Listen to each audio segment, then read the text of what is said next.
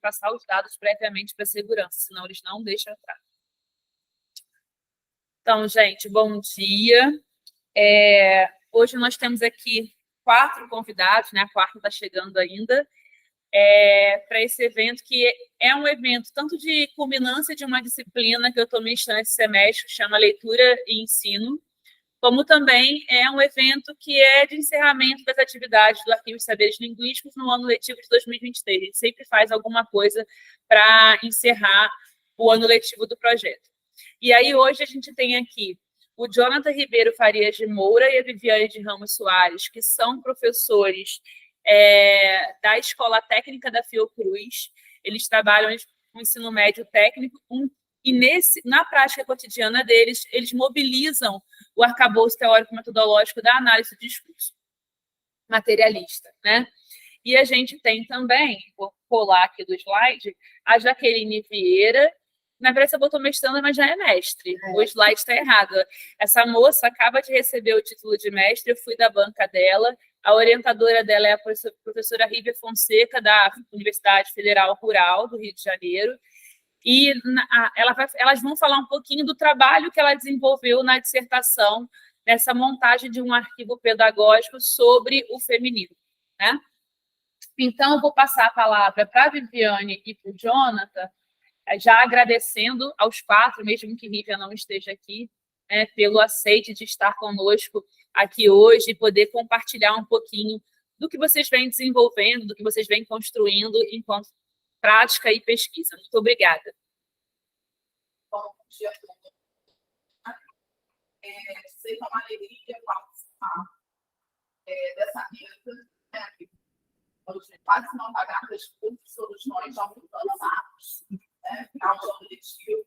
Agradecer, especialmente a Thaís, por mais esse convite generoso, mais essa parceria que a gente tem construído. Dizer que é uma oportunidade, mais uma vez, ao lado do Jonathan, que é meio de vidro, trabalho de essa escola, nós todos os países, somos servidores da área de defesa, da Escola Politécnica de Saúde de Joaquim Fernandes, que é uma unidade técnico-científica dentro do campus da Fiocruz, aqui em Manguinhos. Então, a gente vai, nessa apresentação de hoje, fazer uma coisa que a gente gosta muito, que é oferecer para vocês o nosso trabalho, para que a gente possa debater. Não existem soluções prontas, embora essa seja uma construção bastante repetida. É importante que a gente siga repetindo isso, porque a gente segue recebendo alguém não por soluções. E essas soluções, elas não existem, a gente precisa organizar juntos. Então, a gente explicou que eu vou começar, eu vou trabalhar com vocês a espinha dorsal que a gente tentava até hoje, e aí Jonathan vai me interrompendo e vai complementando.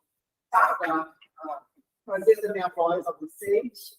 Meu nome é Jonathan, ele é assim, ele falou assim, atualmente eu estou operador geral da Politécnica, então estou com a minha direção. Outra questão da escola, mas sim sobre o teste que mas estão no processo de aprendizagem no português. Acho que é importante a gente dizer que a gente tem sabe a realidade dos formandos milhões de letras, seja de qualquer aplicação, componente de primeira ou literatura. Mas eu acho que aqui é um desafio que a gente coloca para vocês, além de tantos outros que a gente conta na sala de aula, a gente sabe de alguns colégios, escolas, que colocam demandas para vocês num tom de repetidor. E como dentro desse sistema, vocês conseguem se cuidar da acolhida. Então, a gente dá alguns destaques, é claro, para cada estudante, um estudante, mas é o acesso também que vocês têm de formação, de processo de ensino-aprendizagem, que também se volta do docente. É isso. Você quer apresentar aqui? Gente, essa é a professora Rívia, da Rural. Ela teve uma entrevista, acabou chegando um pouquinho atrasada, mas depois a gente faz uma apresentação mais ampla. Pode continuar. Pode passar, por favor, aí. Então, assim, eu preparei um roteirinho da classe das cidades depois e chamar a atenção de vocês como é que vocês têm e conseguiram falar exatamente o título que a gente escreveu nos slides. Então, nós temos uma produção de caráter político e histórico. E aí, nós elencamos alguns dos nossos objetivos nesse trabalho. Então, seria a desconstrução da imagem de fracasso, tanto do aluno quanto do professor, e esse tanto quanto é importante, a gente vai voltar a ele mais no final da apresentação. Então, desconstrução da imagem de fracasso que apaga a estrutura material da história, portanto, política das línguas em transição da história. Segundo objetivo, desconstrução gramática e evolucionária, enquanto artefatos de conhecimento que sustentam o desejo de se tornar a língua visível e única, excluindo-se outras consideradas formas entre aspas. Terceiro, a articulação entre a textualidade e a discursividade para que os processos gramaticais deixem de ser atividades meramente formais, desfazendo a ilusão de que aquilo que foi dito só poderia ser dito daquela maneira. E o último objetivo que a gente coloca aí é a construção de entidades teóricos para dar visibilidade às relações de poder distintas na sociedade, compreendendo a língua como um lugar de poder. Poder dizer, poder se identificar, poder se fazer visível, poder ser. E a ideia é que a gente observe esses objetivos sendo trabalhados na parte prática que a gente preparou para outros. E aí, esses objetivos eles já afastam a gente de uma relação com o saber escolarizado em que a gramática aparece escrita na imposição da transparência. Tá? Então, aquela relação de um sentido. E aí a gente vai pensar, então, como é que a gente vai, num outro sentido, buscar um deslocamento do nosso trabalho nos níveis físicos e biológicos. Aí eu vou te pedir para colocar o níveis que vai aparecer. Então, como é que a gente vai, então, tentar promover essa discussão, essa articulação e essa construção de esses objetivos? Um trabalho da língua com historicidade. Aí eu vou te pedir para verificar com esse vez. Jonathan e eu definimos essa ideia de uma língua de trabalho com a língua com historicidade, um artigo que está publicado numa revista chamada Letras Raras, que saiu no ano passado, e a gente vai justamente apontar essa ideia. Então, o que seria o ensino da língua com historicidade? Primeiro, é importante que eles conseguem criar conteúdo. É um livro que vai aparecer lá no programa e a gente vai separar as 3 aulas para fazer essa abordagem. Então, como a gente diz aí, não é um conteúdo, mas um conhecimento que atravessa o trabalho do texto com o sujeito autor, com o sujeito leitor, e que, portanto, está inscrito em todo o trabalho realizado em sala de aula. Então, a gente não desgruda dessa referência. Né? Inclusive, para pensar as 3 interseções que a gente aponta aí, mas sem deixar de considerar outros, que são raça, classe e gênero em sala de aula. Tá? E aí, pode passar, por favor. A gente está sempre pensando em perguntas, né? Porque a gente vai caminhando e aí uma pergunta vai levando a outra. Então, para a gente é importante, a gente trouxe 2 delas para cá, que é quais sentidos e quais sujeitos devem ser focados na prática de ensino de língua portuguesa. Como a prática de ensino de língua portuguesa, por meio das narrativas contadas do currículo, pode contar aos nossos estudantes sobre as relações de raça, classe, gênero, que são as interseções que vocês viram, né, no slide anterior, e também sobre outros, sobre o capacitismo, sobre o movimento do campo, sobre as temáticas políticas. Né? Então, a gente está ali o tempo inteiro sendo acompanhado por essas questões. Só um parênteses que é importante. Uma escola técnica, que o técnico vai exigir dos profissionais de português é uma leitura instrumentalizada. Então, a gente, no trabalho da Viviane, quebra essa ideia, porque para a gente, a ideia da instrumentalização né? E outra, tem essa possibilidade de achar que Ao instrumentalizar o aluno com a língua, ele vai dar conta de qualquer coisa. É isso que a gente quebra o tempo todo com o nosso aluno. Primeiro, porque a gente identifica com ele que essa língua que ele se reconhece são gêneros textuais, esse processo de identificação que é muito importante, Viviane e eu também fazemos em sala de aula. E outra é a apresentação de outras modalidades, de outros gêneros, aí falando de gêneros textuais, que o aluno precisa se letrar, né, ser atravessado e conseguir compreender que o texto tem outras possibilidades de interpretação, tem outros e funcionando ali. Então, né, considerando isso um pouquinho importante, né, já não é fácil esse trabalho numa escola, digamos, tradicional. Né? Numa escola técnica, pensa em como dessa especificidade do plano canal de colocar, que tende aí sempre a perspectiva instrumental. Lá, os nossos estudantes, eles fazem isso, né, de maneira integrada, eles têm as disciplinas de formação geral e eles têm as disciplinas da parte técnica, que ocorrem ao longo de 4 anos. Né? Eles fazem isso integrado em 4 anos, sendo que língua portuguesa está nos 3 primeiros, junto no primeiro ano, componentes possíveis do primeiro ano, oficinas de introdução textual. Então, no primeiro ano, eles têm a oficina em língua portuguesa e a oficina, só para vocês saberem, embora não seja nosso foco, mas acho que ajuda a pensar um pouco que a gente na história não é dado exclusivamente pelos professores de língua portuguesa. Sempre o professor de língua portuguesa ele vai entrar em sala com outro professor de qualquer outra disciplina. Nós já temos aula com professor de matemática, com professor de história, professor de filosofia, vai lembrando aí. Teatro, Sociologia estrangeira. Então, assim, qualquer disciplina, né? E aí, é claro, o recorte que a gente vai trabalhar depende desses professores que vão no início do ano letivo para pensar no trabalho. Então, são 3 anos que o nosso foco aqui. São 3 anos que a gente vai pensar de maneira construtiva a relação entre língua e sociedade. Né? Num esforço de não trabalhar esses elementos que a gente aponta de modo apartado. Eles não apartado na nossa sociedade, porque isso também é um desafio. E aí a gente organiza esses 3 primeiros anos de língua portuguesa a partir de 3 diretrizes que eu vou te pedir para colocar a primeira. Então, no primeiro ano, a nossa diretriz é língua portuguesa e relações de poder, historicidade, diferenças e desaprendizado. Então, aqui é importante que isso dialoga com a ideia de uma língua com historicidade. A gente começa o ano com uma reflexão sobre a língua.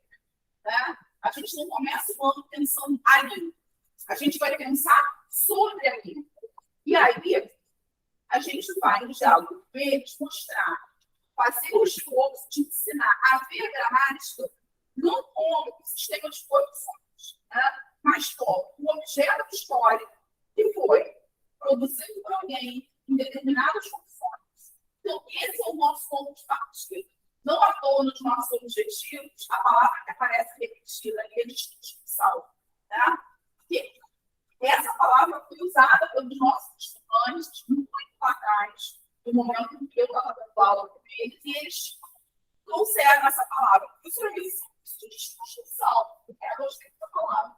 Né? Porque a gente, no primeiro ano, a gente tanto vai ter aluno que fez assim, você não vai falar de gramática, não, que é como eles significam no primeiro momento. Ai, que ótimo, eu gosto disso. Outros não dizem, ai, que pena, adorava decorar gramática, né? Então, em geral, são os 2 movimentos que a gente tem nessa tentativa de discussão. Acho que é importante também salientar que nesse momento, essa questão de registração e descodificação, tem o processo também da gente questionar o que a gente denomina de portuguesa como língua portuguesa. E a gente precisa do processo da história, né, no Brasil, de colonização, sem perder o foco da historicidade, né? Pensando como é que a gente fala a língua portuguesa no nosso dia a dia, os diversos falares, contrapondo também com a ideia de gramática, que fora não seja nosso foco.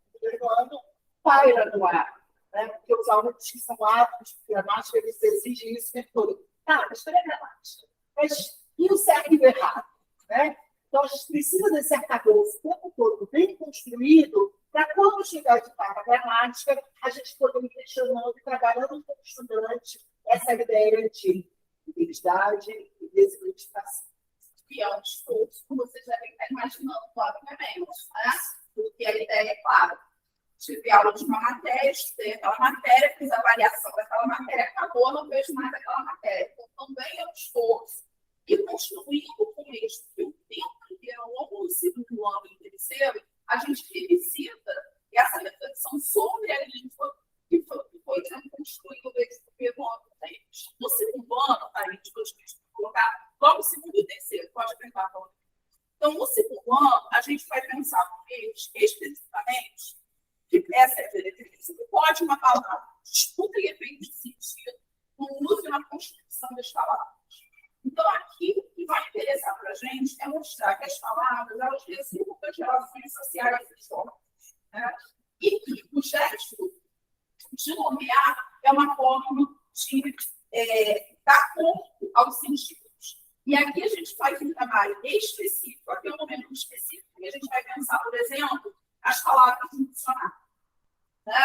Então, o dicionário comparece fortemente no nosso também, para a gente pensar, dentro dessa proposta de construção, né, as palavras pelas histórias, significados, e palavras comparecem hoje no dicionário, e palavras entraram mais recentemente no dicionário. Quais sentidos estão silenciados? Né? Por exemplo, que eu trabalhei em sala de aula, o verbo lacrar, que é um verbo muito disseminado nas redes sociais, o verbo atualmente já atualizou. Mas a acepção do verbo, com esse sentido do lacre, né, de você. Tem até uma coisa metafórica aí, né? Porque ao lacrar você termina com verdade e você sai por cima dando o benedito. E você arrasa, exatamente. E essa acepção não estava no Aurélio, que é um dos principais dicionários do nosso país, mas ele estava em qualquer dicionário online quando você jogava na internet. Né? Então, esse gap de temporalidade, de um sentido para outro verbo, que é comum, né? Verbo lacrar, você lacra alguma coisa, um ambiente, algo recipiente, é interessante porque o sentido que está circulando mais naquele lugar, ou na internet, ou na sociedade, é outro completamente diferente. Então, eles veem assim, é claro, tem toda a discussão, ser um sentido oriundo da comunidade LGBT, né? Como isso significa para esses estudantes, tem toda essa discussão. E tudo isso só com o verbo lacrar. Uma coisa que vocês vão perceber também é como esse curso toma tempo. E aí ele toma tempo positivamente. Né? Então, a gente vai fazer essa discussão quando a gente mostra aquelas apresentações para vocês. Você tem a discussão com o verbo lacrar, que aí vai apontar, né? Essa relação que vão apontar. Você tem uma discussão, por exemplo, sobre a palavra família. Como é que o dicionário define o que é família? É muito interessante que ainda não se falou no dicionário dos famílias. Preta e branca. E observe que a distinção que aparece lá entre um e outro. Né? Também, quando a gente pensa esse apontamento. Então, no segundo ano, tá? A gente está olhando muito para a palavra. Tá? No terceiro, em que a diretriz é do discurso anunciado e ordem de organização, a nossa preocupação, né, se for trabalhar na perspectiva da evidência, da transparência, o que vai acontecer com o científico? O científico vai ser domesticado. E se o científico for domesticado, o político também vai ser domesticado. Tá? Então, a gente tenta, ao longo do terceiro ano, mais especificamente, tá? Fazer um trabalho com uma sintaxe político e o ideológico ali com paredes de modo não domesticado. Bom, considerando essas três letras, então, a gente vai dizer para vocês que a gramaticalidade, pensando na gramaticalidade, na textualidade, na expressividade, a gramaticalidade ela não é privilegiada em detrimento da textualidade e da especificidade. Esse é um ponto importante. A gente vai buscar sempre trabalhar com os 3 níveis. Vou te pedir para colocar mais um 3, Thaís, por favor. Então, é isso que eu estou dizendo. A gente vai procurar trabalhar sempre com os 3 níveis. E esse nosso movimento produz uma diferença importante entre contextualização e historicização. Quando a gente falou lá atrás da língua contextualidade, e em um determinado momento, quando a gente vai olhar os movimentos na história da disciplina portuguesa, a gente vai receber, falou muito brevemente, mas a gente vai receber uma crítica em razão de um trabalho com textos descontextualizados. E aí, como esse problema foi resolvido, o problema é esse, agora eu digo, então, de onde eu tirei de jornal um pouco. Quem escreveu, eu dou o nome do autor. Quando saiu, eu dou o dia, o mês, o ano que foi publicado e resolvo esse problema. Isso é ficar na contextualização. Fazer historicização, historicizar esse processo de conhecimento é outra coisa. Contextualização que a gente está falando. Pode passar para eles. Então, o que a gente trouxe agora para vocês? A gente trouxe um exemplo de uma atividade que a gente já desenvolveu com os nossos estudantes. Porque o movimento Thaís, a gente está conversando com os urbanos, Thaís tem sempre feito esse movimento, os alunos dela que não é, que é de estar sempre pensando a teoria junto à prática. E poder pensar a prática. Como a gente ainda está mais graduação, infelizmente ainda é muito leve. Não é tão usual, tão cotidiano como a gente gostaria que fosse. Então, como é que a gente, a partir, então, orientados por essa análise materialista do discurso, que não é só ela, então a gente vai pensar as teorias da linguagem ao longo desse processo, porque senão também a gente estaria dizendo que a gente escolhe essa teoria, trabalha com essa teoria, e essa teoria resolve, não resolve. Então, a gente vai refletir sobre as outras teorias que estão presentes aqui também. Então, a gente vai pensar no gerativismo, a gente vai pensar no funcionalismo, a gente vai pensar no cognitivismo, a gente vai pensar na linguística, linguística textual, linguística histórica, narrativa. Tudo isso é importante para a formação do professor. Nada disso vai ser jogado fora. O que vai acontecer é, dependendo do texto que eu tiver, eu vou acionar. O que eu vou trabalhar aqui no nosso aluno? Sem perder de vista o crítico teológico. E é nessa direção que a gente precisa ficar um pouco do nosso trabalho. E senão corre o risco de ficar uma salada no pior sentido. E a gente vai voltar a falar dessa autoria. Eu te pedi para colocar os 3 textos. Pode colocar. Então, como a gente estava conversando sobre o que a gente apresentaria aqui na nossa conversa hoje, numa apresentação que a gente tem tempo, é muito comum a gente selecionar textos breves também. Então, a gente seleciona um poema pequeno, ou uma propaganda que rapidamente todos vocês consigam ler, ou então uma charge, uma tirinha. Mas a gente acabou optando, dessa vez, embora a gente não vá fazer a leitura dos textos, trazer textos maiores também. Porque faz parte do nosso trabalho pensar que textos vão comparecer em sala de aula, se o texto inteiro, se o fragmento dele, qual texto eu vou selecionar aqui, textos para trazer também diferentes narrativas para a sala de aula. E a nossa ideia não é trazer aos alunos sentidos novos. A nossa ideia é mostrar sentido, uma população que certamente já deve ter mencionado os alunos que diz que o sentido pode ser outro, diferente daquele que apareceu ali. Então, a gente trouxe para vocês esse conjunto de 3 textos que nós reunimos. O primeiro, eu vou falar brevemente de cada um, tá? O primeiro é um texto da Folha que traz, nesse texto, a voz do cientista público, já tem uma professora da UFRGS, acerca do que essa professora vai chamar de marketing terror em relação às operações policiais aqui no Rio de Janeiro. E aí, uma afirmação que ela faz nesse texto que eu trouxe, que ela ajuda a gente a pensar o que vai vir, não se policia mais. Não se faz polícia, só operações. Tá? Então, esse primeiro texto cumpre um pouco esse objetivo. O segundo texto é um texto do portal de notícias Terra, que apresenta dados do relatório Chacinas Policiais, estatização das mortes, meta-chacinas policiais e impunidade. Um relatório produzido pelo Grupo de Estudos de Novos e Legalismos de Saúde, e cria a classificação meta-chacinas policiais e atesta o aumento da participação dos policiais em mortes violentas desde 2013, o que segundo esse grupo de estudos reflete um processo de estabilização das mortes. E o texto 3 reproduz a fala,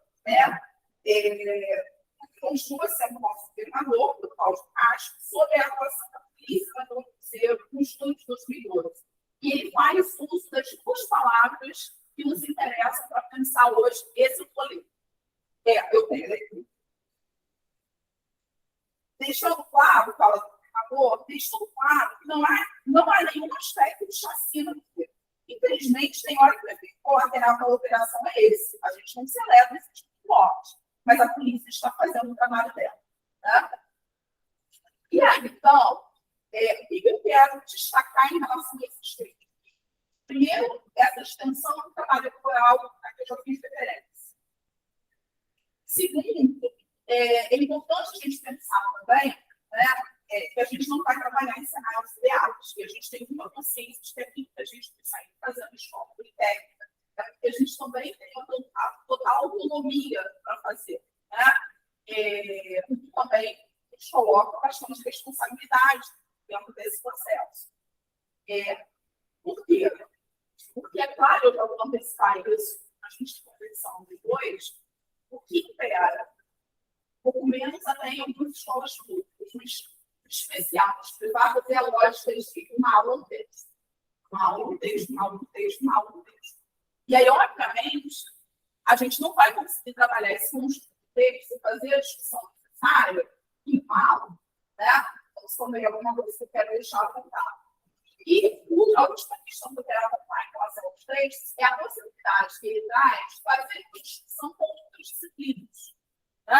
E a gente, eu costumo dizer que nós, professores de português, nós temos uma vantagem. Não que os outros não tenham. Nós temos o nosso conteúdo específico. Mas, do ponto de vista temático, a gente pode trabalhar com temas mais específicos da história, da geografia, da filosofia, da química, da matemática. Então, a gente pode transitar, que é muito bom, mas o que nos exige estudo também. Porque na hora que a gente faz essa seleção, eu trago esse texto do portal de notícias Terra. Eu vou ler lá no site da UF, eu vou ler o relatório, eu preciso também me preparar para o diálogo que vai ser construído em sala. Então, bom. Não são parênteses que eu acho que ele coloca é importante. Por mais que vocês caiam nessas escolas de erro, professor, é tipo, cada aula, texto, isso não impede que vocês tenham um trabalho corporal, que vocês trabalhem com os ideológicos. Porque, assim, é claro que vocês precisam mostrar resultado. É isso que a escola cobra de vocês. Então, se vocês demoram o texto, talvez vocês estejam colocando o trabalho de vocês em risco. Mas, em paralelo, a discussão e o nível de reflexão que vocês propõem sobre a língua, sobre o discurso, sobre o texto, isso é muito gratificante. Então, eu entendo que tem uma perda, porque a gente cresceu do texto, seguido daquela velocidade que o sistema capitalista impõe a gente. Mas, por outro lado, tem um trabalho de reflexão e de nível de criticidade que é só você, como seus alunos, têm em sala de aula. E é aí que a gente consegue fazer o trabalho de reflexão. Então, assim, a gente vai apresentar para vocês agora 3 questões que a gente discutiu com os nossos alunos e já se encaminham no final da apresentação, tá? Então, a primeira questão é essa que está aí, eles colocam, e aí vocês vão ver, e depois da discussão sobre os 3 primeiros textos que a gente apresentou, sobre as ideias de cada texto, a gente ainda tem a possibilidade de trazer outros textos para o interior das questões que a gente foi construindo. Né? Textos que a gente pode já ter feito referência no debate, né? Elementos que podem ter sido trazidos pelo aluno, né? na construção desse debate, dessa aula. E aí, nessa primeira questão, a gente tem o seguinte: no início do mês de agosto de 2023, uma reunião entre os integrantes do Comando Vermelho, na região do Complexo da Penha, foi o motivo apontado pelo setor de inteligência da Polícia Militar do Rio de Janeiro para uma atuação dos policiais nessa comunidade localizada na cidade do Rio de Janeiro. Ao noticiar o caso, jornais em especial os mais tradicionais escolheram o substantivo ação ou operação. Já em alguns jornais mais independentes, a opção foi pela palavra chacina. Né? E que a gente vai trabalhar, nesse momento, o funcionamento específico da denominação. Se a gente for buscar isso em algum programa, a gente não vai encontrar, mas a gente vai encontrar a classe gramatical substantiva. Né? Então, como é que aquilo está simplificado de uma maneira que, às vezes, a gente não vai ter liberdade para mudar, vai continuar escrito lá, substantivo, isso dialoga com o que o Jonathan acabou de falar, mas como é que, a partir do significado que a gente está, as teorias de linguagem, que a gente veio construindo, que a gente veio estudando, é possível fazer um trabalho, né, e ter sentido, né, a pensão crítico ideológico do trabalho com o texto. E aí a gente trouxe duas manchetes do Globo quando o Brasil está, e que as palavras operação chacina aparecem. Operação Complexo da Penha, além de 10 mortos e 5 feridos, chacina no Rio, operação policial no Cruzeiro, deixando 10 mortos nesta quarta-feira. Então, qual é a questão que vai aparecer aí? Ao nomear, produzimos um gesto de interpretação. Os nossos alunos eles estão familiarizados com essa forma de dizer, e isso vem do trabalho que a gente veio construir sobre a língua desde o primeiro ano. Né? Nessa direção, podemos aplicar que não existe neutralidade. Outro conceito que a gente trabalha com eles desde o primeiro ano, inclusive a partir de experiências que eles estão relatando. Existem tentativas de colocar uma barreira à interpretação, ou seja, de produzir um efeito de neutralidade. Considerando as manchetes sobre 2, qual é o nome que pretende ser mais neutro para noticiar a atuação da polícia do Rio de Janeiro? Então, a primeira coisa que eu quero destacar é uma resposta, teoricamente, é mais objetiva, agora, que demandou um recurso de construção de raciocínio muito grande. Então, repare, olha que tamanho da questão. E isso também está na conta do processo de desconstrução. Né? Em especial, que a gente vem enfrentando os alunos que a gente recebe fundamental, e aí não falo só de alunos que estão vindo da escola pública, a gente pode falar nas perfeições sobre a forma de ingresso, da escola pública, se vocês quiserem, a gente está falando de estudantes que estão vindo de escolas privadas também. Né? Então, isso é um desafio. Quando muitas vezes o trabalho com substantivo vai ser este texto substantivo comum, este texto substantivo próprio. Né? Então, tem esse desafio, que é fazer a construção desse recurso para determinados momentos eu ter uma resposta mais objetiva, como é o caso dessa primeira questão.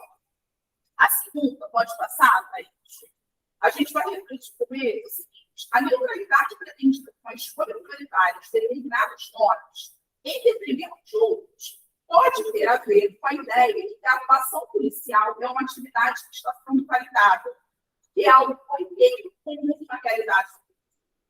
Considerando o fragmento em que o governador e a polícia estão fazendo esse trabalho, 303, explica como a palavra indicada na resposta anterior, com aquela que se pretende, das neurocomunicação, pode contribuir para o fortalecimento da lógica de que efeitos colaterais são inevitáveis a partir de movimentos de inteligência da polícia. Tá? Então, eles vão ali pensar sobre uma possibilidade de narrativa acerca daquilo que a gente vai discutir. Né? E aí é interessante que quando eles entram com a gente nesse curso, eles vão também aprendendo a significar a maneira como a gente vai construindo os próprios anunciados, porque a gente também faz um trabalho de mostrar para eles esse não há mais. Primeiro que a gente pode falar sobre isso depois, a gente não tem didático na escola politécnica, nas disciplinas agora, de uma maneira geral, mas língua portuguesa já não agora há muitos anos. Né? Então, eles vão fazendo. Então, eles começam, como você colocou, inteligência entre aspas, né, professor? Será que os aspas significam um tipo de pistas para a gente sobre a leitura? E isso também é motivo de conversa. E aí, em seguida, depois vão fazer uma reflexão sobre uma possibilidade narrativa acerca da discussão, e, em seguida, eles vão utilizar documentos presentes nos textos depois para contrapor a ideia de inevitabilidade. Né? Então, eles vão estar ali pensando acerca das possibilidades narrativas que a gente está discutindo. Pode passar por 3, por favor. Na questão 3, segundo a antropóloga Jaqueline Pires, governos precisam fabricar crises de segurança. Crises são a marca da formação social brasileira, intelectual brasileira, em 1886. Ao falar sobre educação, afirmou que a crise de tanto se fala no Brasil não é uma crise, mas um problema. Nesse sentido, é importante nos questionar sobre os interesses do povo da fabricação de crises na área da segurança pública. Reconhecendo que as demandas sociais e políticas dos diferentes grupos que compõem a sociedade têm a ver com relações de força nesse sentido, que orientam quem pode dizer e não pode dizer na sociedade capitalista, a manutenção do Estado sem justiça colabora com a ideia de, quanto maior a promoção da segurança, avalia, mais se multiplica o medo coletivo, afirmou Muniz no texto. E aí, isso me lembra um texto, né, que talvez vocês ainda não conheçam, não tenham tido oportunidade, mas Thaís pode indicar, que é um texto da nossa referência brasileira, que é a Eliane Grande, quando ela vai falar num texto sobre o fato de que cada vez mais a gente se fecha. A gente se fecha em condomínios fechados, a gente se fecha em carros com janelas fechadas, dados, né? Então, isso dialoga teoricamente também. Há um consenso em torno da ideia de crise. Daí eu estava proposição de palavra consenso presidencial. A ideia de que a sociedade está em crise circula há bastante tempo na sociedade brasileira. Nessa direção, podemos apontar que o conceito de distância física, o medo coletivo, pode nos cegar em relação a quais problemas, de fato, precisam ser enfrentados, por exemplo, na área da segurança pública. E aí, a gente traz, para construir as questões, uma definição que está no dicionário sobre a palavra consenso. E aí tem a ver com o que a gente conversou quando a gente apresentou hoje daqui. Como é que o dicionário, a gente abre hoje no dicionário, como é que o dicionário significa a palavra consenso, da maneira como está aí. Pensar algumas palavras. Concordância, igualdade, harmonia, consentimento, são essas as palavras que apontam na direção no sentido da consenso funcional. E aí a primeira questão, pode passar, Thaís, por favor, é justamente, envolve justamente essa reflexão. O sentido adicionalizado da palavra consenso tende a ser identificado como um sentido positivo e negativo. Então, primeiro, ele precisa ser capaz de ler o que está lá no dicionário.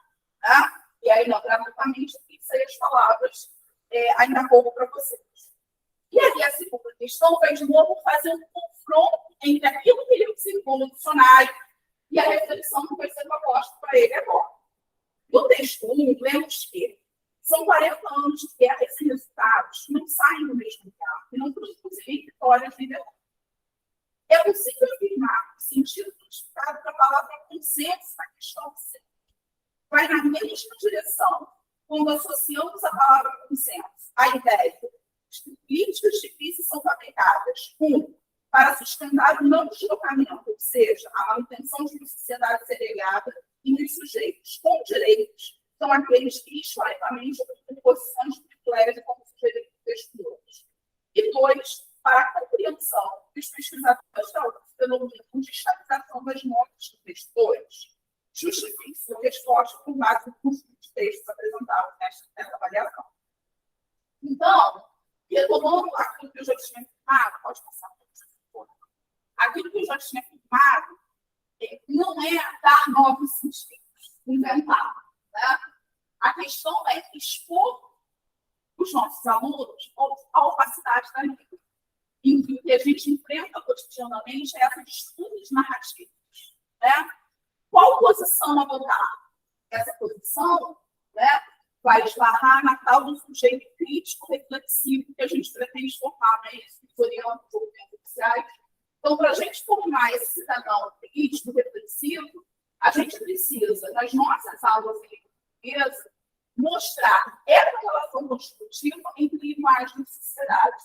Né? E é por isso que é tão importante a gente ser autor do nosso trabalho. E, é claro, não nos faltam desafios e a gente vai apontar muito rapidamente para vocês, dois por meio de duas questões. A primeira, e desafios específicos, é o que a gente apresentou aqui para vocês. Como trabalhar teorias de linguagem para problematizar o ser gramatical de que o substantivo nomeia seres, objetos, lugares, como comumente aparece nas definições de linguística. Vocês podem mudar, digamos assim, o recheio dessa pergunta. O de ser gramatical, de que o adjetivo, de que o artigo, de que a oração, vocês podem ir no verbo, vocês podem ir modificando, né? Para a gente ir construindo juntos esse caminho. E a segunda questão, como desconstruir o trabalho de uma língua em que a ação diante de um texto escolhido, a partir de um tópico gramatical, e aí, em parênteses, seja ele ou não o elemento que dá pistas à interpretação, é aí, quando ele não dá pistas à interpretação, é o tal do texto como pretexto, né?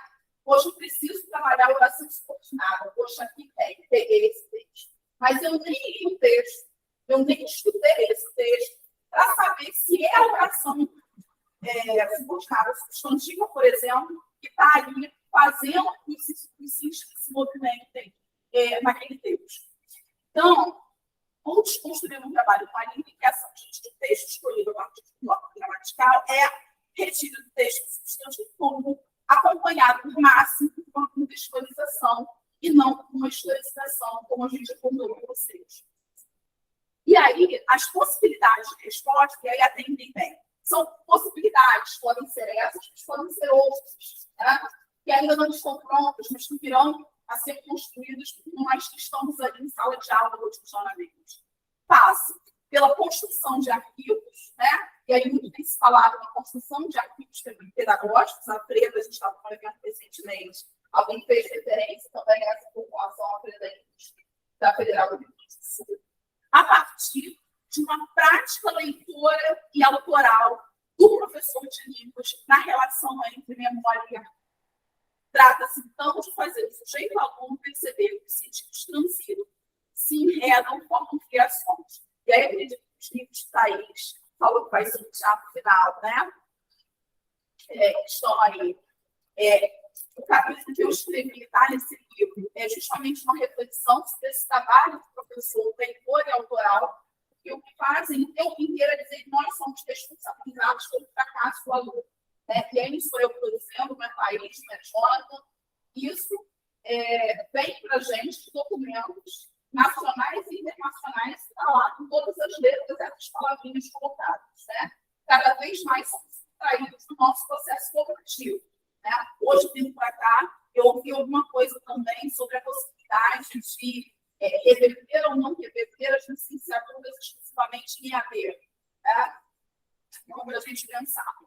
E uma referência é o capítulo, que é especificamente sobre essa prática da leitura autoral, e outra é a minha tese de doutorado, em que eu vou discutir, vem o ponto central de João Vitória, que é a reflexão de que ensino de língua portuguesa deve ser pensado dentro de uma escola politécnica.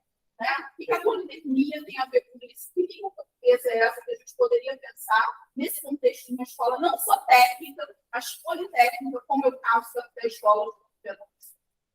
E aí, então, ao confrontar o nosso sujeito aluno com outras maneiras de ver, que a gente vem insistindo com vocês, trazemos novos elementos para a sua forma de interpretar. Trabalhamos a linguagem como uma das possibilidades de resistência à responsabilização individual, isso é muito caro, que nos conforta no capitalismo, sem perder de vista o político e o ideológico na discussão dos corpos gramaticais. Tá? Então, aqui, assim, a gente tem pistas para vocês, né, de como é que a gente vai seguir com o nosso trabalho em português. E aí, no diálogo com vocês, depois da apresentação da Jaqueline, a gente pode avançar. Tá? Obrigada pelo estudo.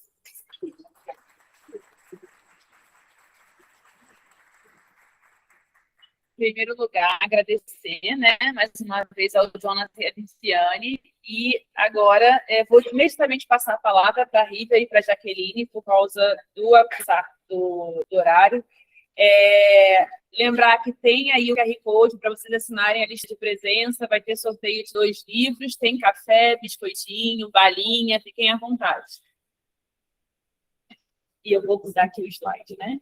E aí, gente, eu havia falado inicialmente antes da Rívia chegar, mas a Rívia é professora da Universidade Federal Rural. Ela tentou a Jaqueline no mestrado, no Prof. Letras, e eu fui da banca da Jaqueline, daí o convite, né? Que foi eu já havia falado isso para a Rívia algumas vezes, a importância do trabalho que ela e também a Andréia lá na FP vem desenvolvendo no que diz respeito à constituição de arquivos pedagógicos para serem trabalhados em sala de aula na escola básica especificamente. Vou passar para a Rívia e para a Jaqueline e ela termina de se apresentar, porque a apresentação aqui é mais informal, tá, Rívia? E agradeço a vocês duas, tá? É um prazer estar aqui. Espero que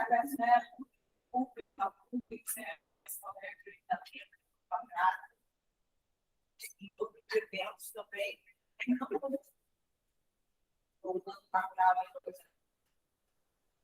E agradeço muito a convite da Thaís, né? E o aceite da Jaqueline, que ele apresentou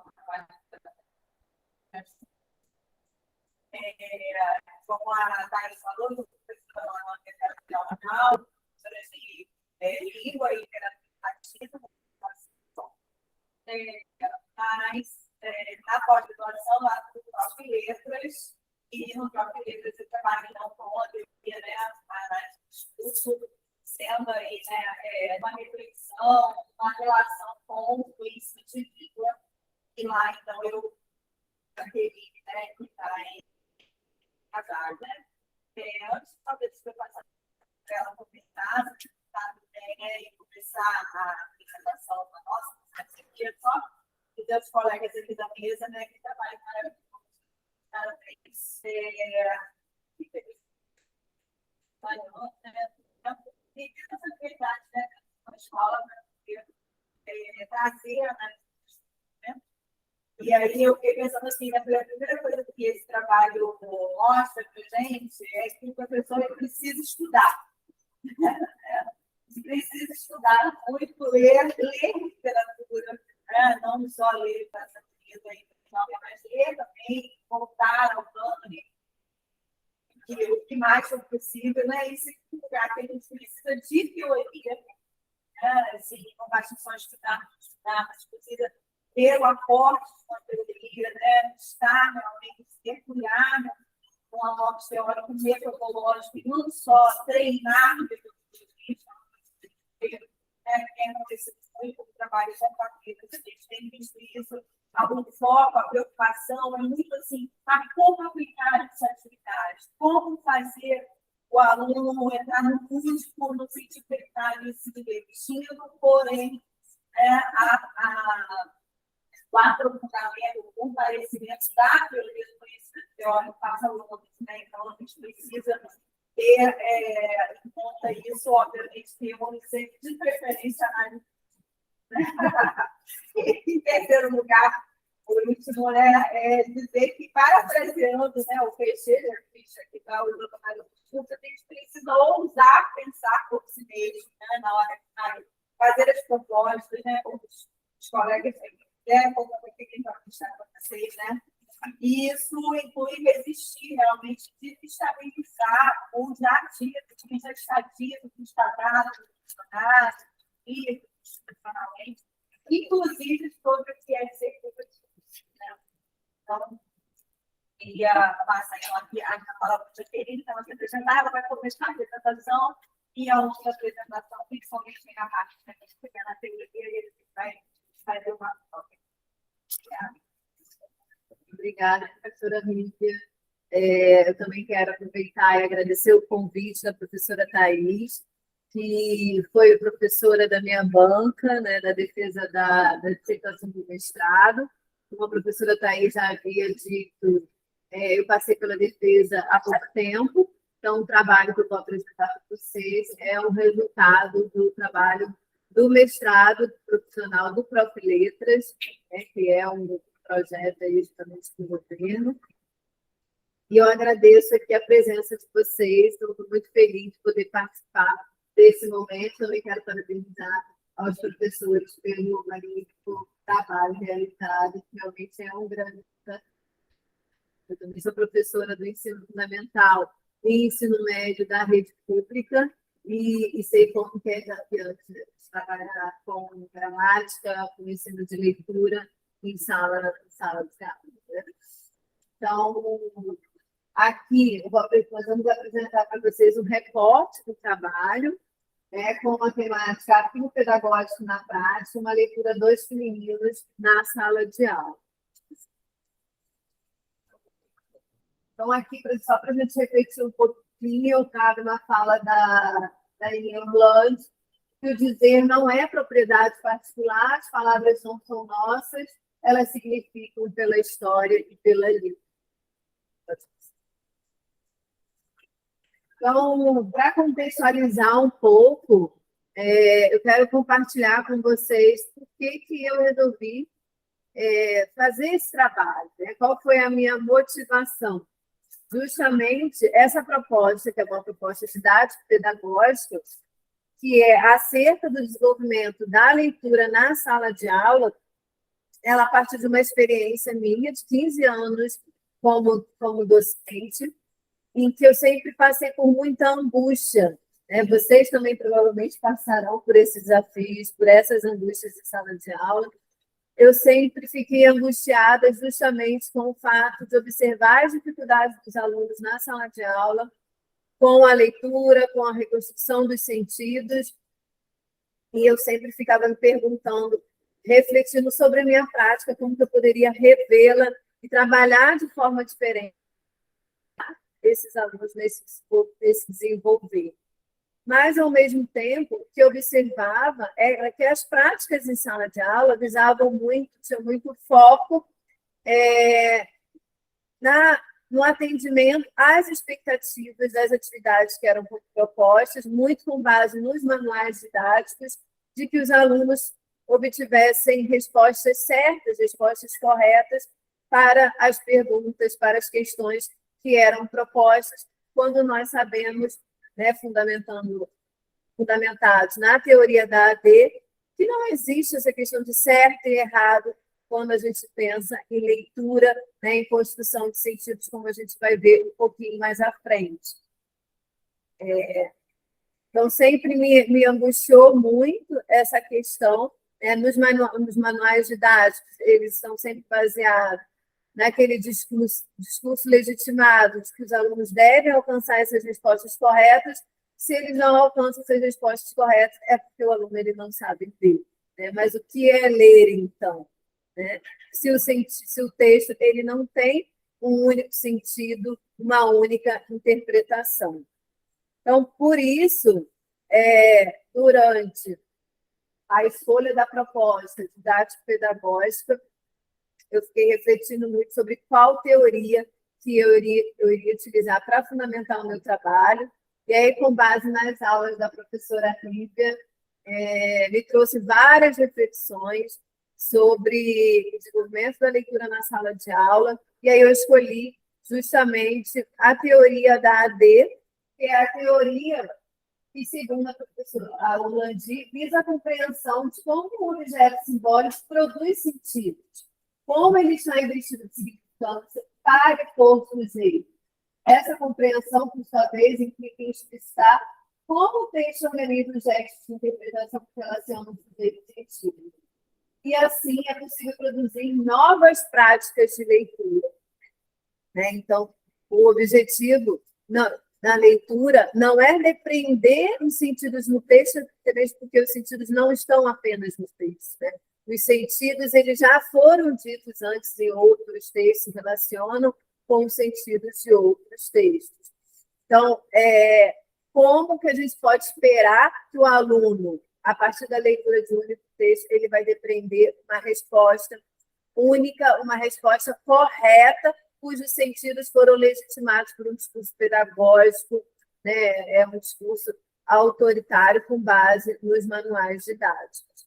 E aí eu pensei numa proposta didática pedagógica para alunos do 9º ano do ensino fundamental e com o objetivo geral de desenvolver, junto a esses discentes, a leitura crítica, né, de textos orais e escritos críticos, e, a partir disso, criar condições justamente de produção para que outras formas de subjetivação como leitor se tornem possíveis, né, para que a gente pudesse fomentar aí, a produção de múltiplas leituras. Então, essa proposta didática pedagógica ela é justamente fundamentada na AD nesse sentido, porque foi a teoria que, para mim, pôde trazer aí algumas respostas, né? Não soluções, vamos dizer assim, mas novas possibilidades de práticas de leitura em sala de aula. E aí o recorte temático que eu fiz foi sobre a questão dos discursos sobre o feminino, a reconstrução de sentidos sobre os discursos sobre o feminino, a partir dos contos de fada, mas não só de contos de fada, mas também de outras materialidades, de outros textos, como vocês poderão ver mais à frente na proposta. E aí a relevância desse trabalho, eu penso que seja justamente o fato de se propor um caderno didático em que eles possam estar fundamentado aí na análise do discurso, né, que traz uma nova forma de se ver a prática de leitura em sala de aula.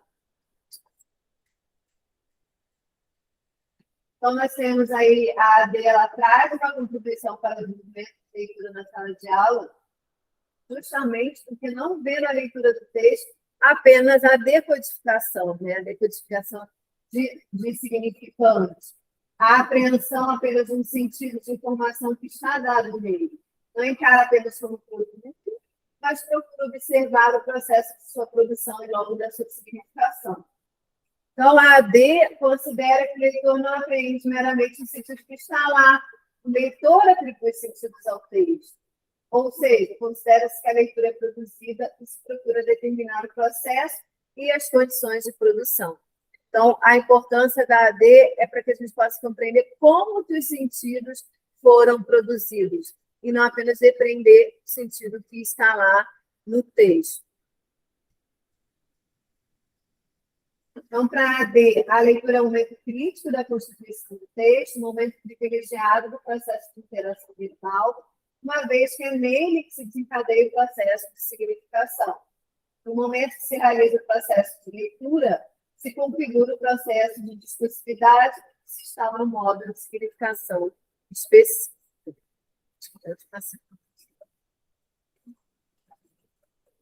Então, aqui eu trago algumas reflexões importantes para a gente começar a falar um pouquinho justamente sobre o arquivo pedagógico e a construção do arquivo pedagógico, como que ele se insere nessa proposta do caderno, na proposta didática pedagógica do projeto de leitura, né? Como eu falei anteriormente, a AD amplia aquela visão restrita que a gente tem de que os sentidos estão apenas ali no texto, né? Na verdade, um texto, ele ressoa no outro, seja para identificar pontos de posicionamento e produzir seus sentidos, seja para refutar e, assim, tomar uma outra direção de sentido e assumir outro posicionamento, né? Então, na verdade, toda leitura ela tem a sua história, né? Todo texto ele tem a sua história. Os sentidos que estão ditos ali eles já foram ditos em outros momentos, né? Existem outros dizeres. E além da história do texto, existe a própria história de leituras de todo leitor.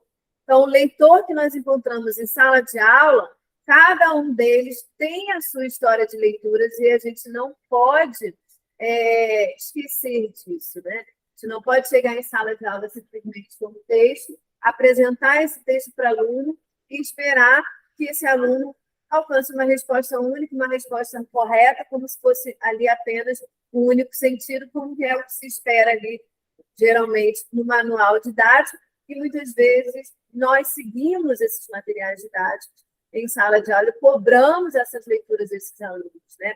Mas cada um ali tem a sua história. Se cada um tem a sua história de leituras e vai atribuir os sentidos ao texto, as leituras podem ser múltiplas, né? Então, nós precisamos ter essa consideração. E, como eu falei antes, se um texto ressoa no outro, os sentidos já foram ditos antes, existe aí uma memória discursiva, existe uma relação interdiscursiva. E a gente precisa mostrar como que essa relação foi produzida, como que esses sentidos foram produzidos para esses alunos, né? Para que eles possam ter, além da história de leituras deles, eles possam ter acesso a outras leituras, a esses outros dizeres também.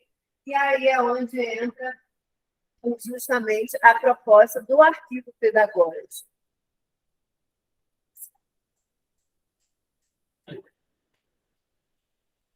Então, o que é o arquivo pedagógico, né? Ele é definido, segundo a Freire Indus, como uma coletânea de textos ou outras materialidades discursivas a partir da qual o professor pode desenvolver as suas atividades. Ela pode ser composta de produções de outros autores e também dos próprios alunos, que participam da elaboração do arquivo pedagógico. Então, aqui a proposta pedagógica, ela não foi aplicada, justamente porque a dissertação, né, o projeto em si, ele não foi aplicado, porque o trabalho ele foi desenvolvido durante o período pandêmico, né? Então, todos os trabalhos da nossa turma do Prof. Letras não chegaram a ser aplicados, mas é claro que eu pretendo aplicar, né, junto com os meus alunos, algumas atividades, a teoria eu já venho utilizando em sala de aula, mas o que eu quero enfatizar é de que, justamente, aqui, no caso do arquivo pedagógico que eu propus para essa proposta, ele foi construído, é claro, que por mim, né? Porque eu não estava ali junto com o arquivo pedagógico, mas a ideia do arquivo é que, justamente, o professor ele traga ali alguns textos, algumas materialidades para os alunos, né? Algumas leituras sobre determinado tema, mas a ideia é que esse arquivo seja construído juntamente com os alunos, sua história de leituras também possam ser produzidos ao longo, né, das atividades que vão sendo propostas. Então, a ideia é justamente que eles possam propor para os nossos alunos não só a questão da produção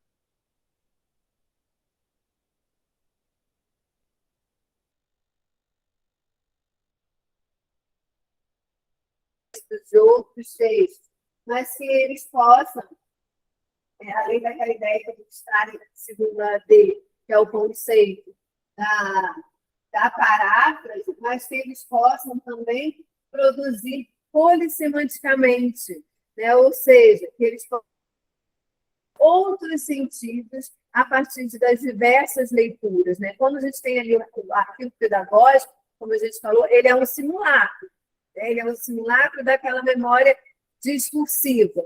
Então, quando o aluno ele lê um texto ali do arquivo pedagógico, ele é apenas um recorte dessa memória discursiva. E a partir das várias leituras que são feitas, ele consegue se posicionar, né, sobre de que maneira que qual vai ser o posicionamento desse aluno sobre os sentidos em relação àquela temática que está sendo proposta, que no caso do trabalho era a proposta da temática dos discursos sobre o feminino, né? Existem ali naquelas diversas leituras, diversos posicionamentos. E o aluno, que no caso é o sujeito, o leitor, ele pode se identificar ou se contra-identificar nesses sentidos.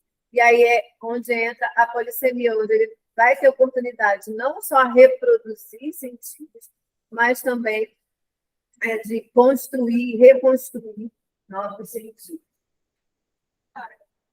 Escreve bem, falando, né, de prática pedagógica, é importante para eles pensar a teoria na nossa prática, né? E o arquivo pedagógico, o conceito dele, né, como a dele põe, ele é um conceito que a gente mais facilmente que outros pode mobilizar. Então, né, a gente consegue mobilizar esse conceito e levar na prática da sala de aula. Diferentemente, muitas vezes acontece, alguns podem pensar assim, mas a gente vai trazer isso, a gente jamais, a gente escolhe um monte de texto e leva para a sala, né? E a ideia do arquivo pedagógico, né, é justamente trazer a questão das diversidades dentro da texto, então fazer, claro, uma simulação que escutou a memória discursiva, né, a partir de um recorte temático, como a Jaqueline está propondo. Então, fazendo isso, a gente consegue mostrar para o aluno que há muitas possibilidades de se pensar em aquele recorte temático, aquele tema, e há muitas formas de materializar um determinado tema exclusivamente, né? E o arquivo pedagógico tem essa possibilidade, essa função, essa funcionalidade, esse funcionamento. Né? Então, é um conceito muito interessante para a gente levar para a prática pedagógica, né? Já que a análise não é uma teoria de ensino, ela não surge como uma teoria de ensino, ela não é uma teoria de aplicação, né? Mas é uma teoria que nos dá, né, um suporte, um arcabouço teórico tecnológico que a gente pode mobilizar para a sala de aula. E alguns conceitos nessa parte, né, são muito interessantes, funcionam muito, são conceitos, é o caso do arquivo. Pode passar. Pode passar isso, eu acho que já falou bastante. E aí, aqui, já para a gente poder ir para a prática, mostrar um pouco das atividades para vocês, com base na construção do arquivo pedagógico. Então, ali com os arquivos pedagógicos criados pelo professor, o sujeito aluno terá a oportunidade de mergulhar numa coletânea de textos que lhe proporcionarão diferentes leituras que aportam especificados posicionamentos sobre um único determinado tema. Então, no caso, como tema era justamente os discursos sobre o feminino, então, a minha ideia era de que os alunos eles pudessem ter acesso a diversas leituras, a diferentes dizeres acerca dos discursos sobre o feminino e que eles pudessem ter um posicionamento sobre esse tema, né? A partir das leituras que fossem realizadas, a partir do arquivo pedagógico. Então, nós selecionamos apenas algumas atividades, eram várias atividades da proposta, do caderno pedagógico. Então, eu trouxe apenas, acho que 2 ou 3 atividades, e depois nós vamos apresentar para vocês o arquivo pedagógico em si. Então, como eu disse, a proposta ela foi pensada a partir dos contos de fadas, mas entre os textos que foram escolhidos, não foram escolhidos apenas os contos de fadas em si, mas memes, né, imagens, cartazes, filmes, canções que pudessem compor essas atividades de leitura. Nesse caso aqui, a gente tem, tendo essa imagem, a gente tem a Branca de Neve na releitura, onde ela está ali, né, em casa, com filhos, com o príncipe ali bem empolgado assistindo futebol, né? Então, uma releitura dos contos trazendo para a atualidade.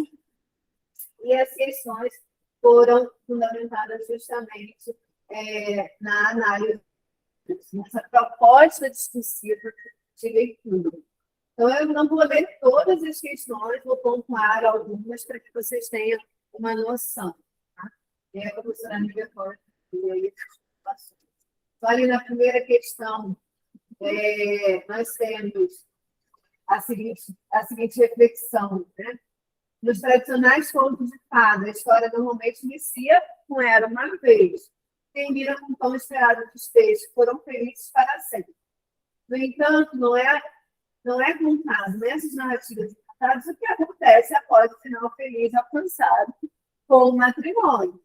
Você já imaginou, por exemplo, como teria sido a Branca de Neve e a Aurora após o casamento? Né? Aí a gente, nessa atividade, nós consideramos, a partir dessa questão, já a história de leitura desses alunos, provavelmente, quem é que não conhece os contos de fada, né? Quem não conhece a história da Branca de Neve. Mas e depois, né? Como ficaria a questão da Branca de Neve após o casamento? Aí na imagem ao lado a gente apresenta essa possibilidade. Só comentar observar que a gente só fez propostas de questões discursivas, né? Não tem nenhuma questão de escolha, tá? Justamente para que a gente pudesse trabalhar a construção da leitura, né, por parte desses sujeitos. Né? Porque uma vez que a gente faz questões de escolha, você está dando, né, as opções de interpretação, e a pessoa tem só que adivinhar aquela que você quer que ela marque, né? Qual é a opção que ela quer que você marque, né? Então, é sempre um grande jogo de azar e sorte, né? E você conseguir acertar, não está na cabeça do professor, né? Então, assim, o autor quer dizer, tem que saber o que o professor quer dizer.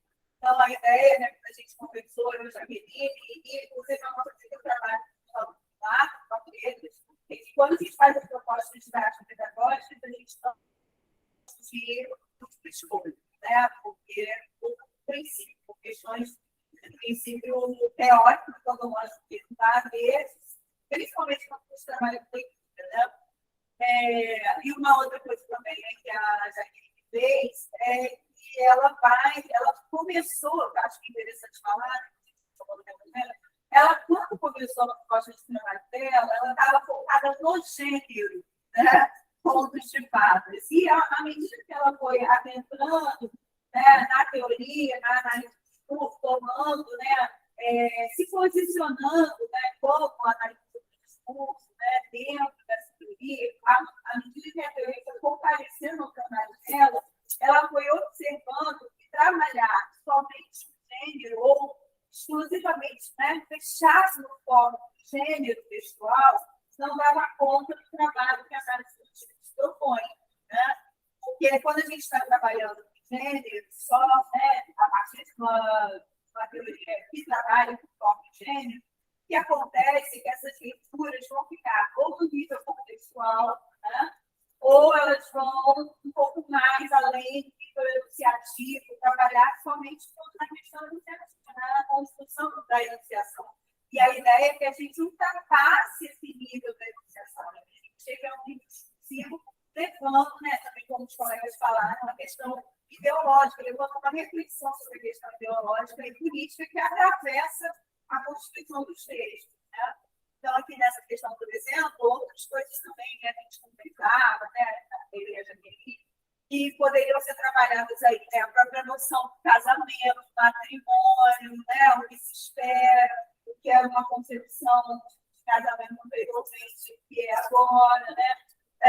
Os alunos sempre vão trazer uma questão como essa, se você discute em sala de aula, e eles veem como sendo casamento, né? Em uma escola pública, principalmente para quem já trabalhou com outras atividades, ela sabe, né, pela experiência dela, como essas instituições vão desconstruir, desestabilizar uma série de sentidos, né, que são dados para nós sobreviventes. E é interessante que eu gostaria também de compartilhar com vocês, que para mim foi um grande desafio, né? Eu sempre falava durante a produção do trabalho com a professora Lívia, quanto para mim era desafiante trabalhar com a análise do discurso, apesar de me encantar muito, e eu realmente quis me propor a esse desafio, por justamente já estar angustiada com o meu trabalho em sala de aula. Eu queria algo novo que realmente pudesse contribuir para o desenvolvimento da leitura em sala de aula. Então, eu acho muito bacana, muito legal que vocês já tenham aí esse acesso à teoria da análise dos discursos, que vocês possam aproveitar posteriormente esse recurso na prática docente. E eu só tive esse contato já no mestrado, né, através da professora. Então, aqui nós temos outras questões, né? Eu não vou ler todas. Então, aqui, por exemplo, na primeira questão, né, a imagem apresentada corresponde ao famoso feliz para sempre, desejado pelas mulheres? Será? Né? Será que todas esperam esse feliz para sempre? E aí você aponta elementos do texto que comprovam essa resposta. Na segunda questão, já é uma questão onde se propõe ali uma reflexão com os elementos imagéticos. Então, nesta cena, para você, quem estaria feliz? Por quê? Que elementos imagéticos ali que sugerem quem estaria feliz? E aí eu já vou trazer ali para a última questão. Não, era lá ainda. Os contos de fadas tradicionais, geralmente a princesa representa a imagem do estereótipo de um ideal de mulher, produzido e reproduzido por certos discursos. Apesar da crítica produzida, há algo que se mantém na caracterização da Branca de Neve, se você considera que sim, que elementos seriam esses, né? Trazendo sempre essa reflexão para eles, pensando sempre que não há uma resposta correta, né? Não há certo.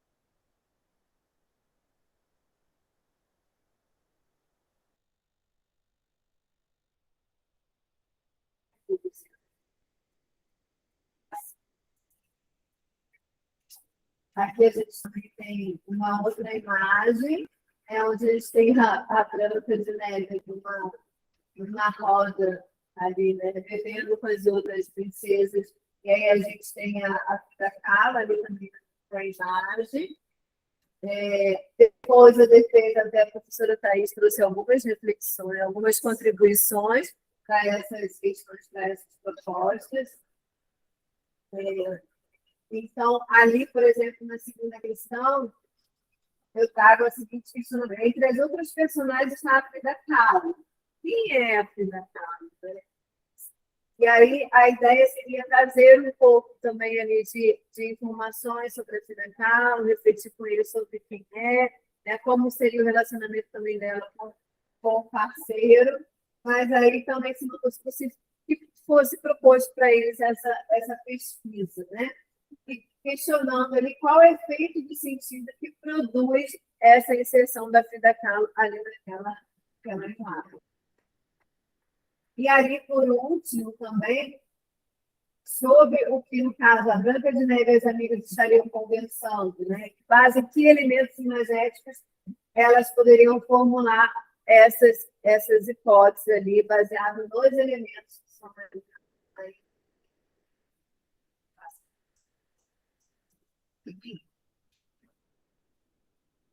E aí, esse meme aqui é bem legal. Eu optei também pela questão dos memes, né? Tem pessoal que está lá atrás, porque são textos com os quais os alunos têm afinidade, que eles também gostam, né? Trabalha muito essa questão do diálogo entre o verbal e o não verbal.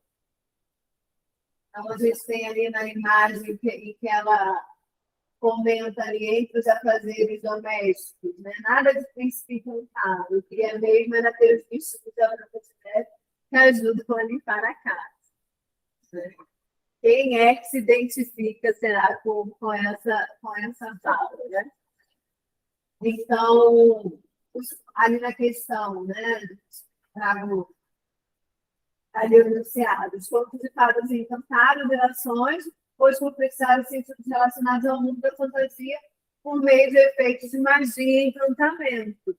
Com base nessas narrativas, o sonho do final feliz com o príncipe encantado permeou o imaginário feminino. Porém, no meme abaixo, a personagem representando a princesa Aurora, que é a Neve, revela um desejo divergente das demais princesas dos clássicos infantis. Então, por que será que isso acontece, né? Trazendo uma reflexão para o aluno ali, como sujeito leitor. Para você, com as mudanças do mundo contemporâneo, essa cena descrita no meme, faz parte somente dos tempos antigos ou é comum na realidade feminina?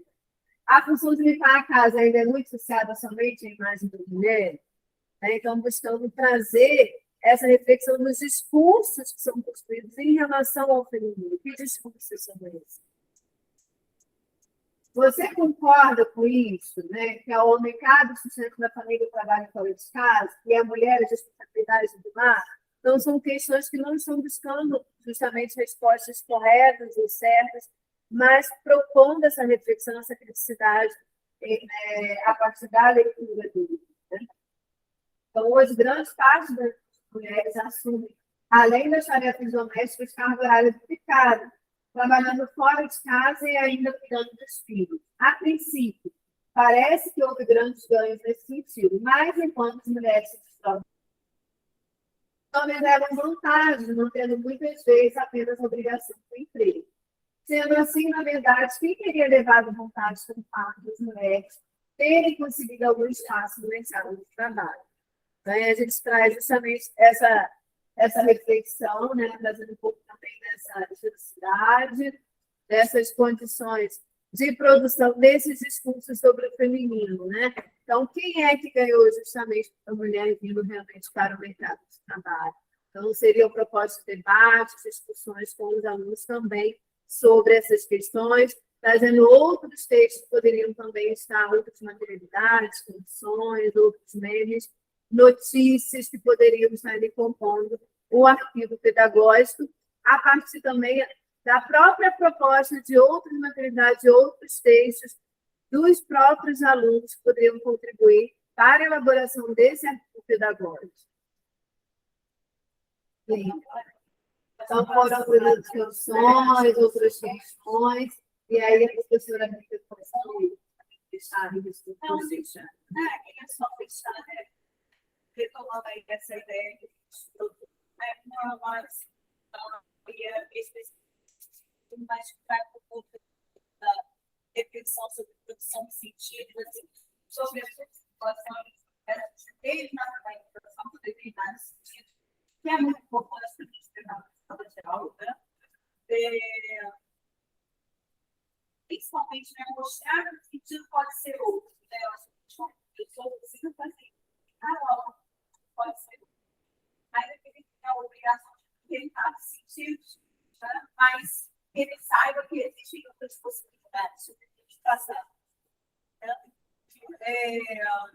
Aqui também, né, a gente toma essa questão da mobilização desse conceito de arquivo pedagógico, como ele é importante, porque ele mostra as diferentes materialidades em torno do recorte temático. Então, também para a gente poder trabalhar os temas transversais, ele é, né, assim, uma noção, vai ter muita publicidade, nesse sentido, né?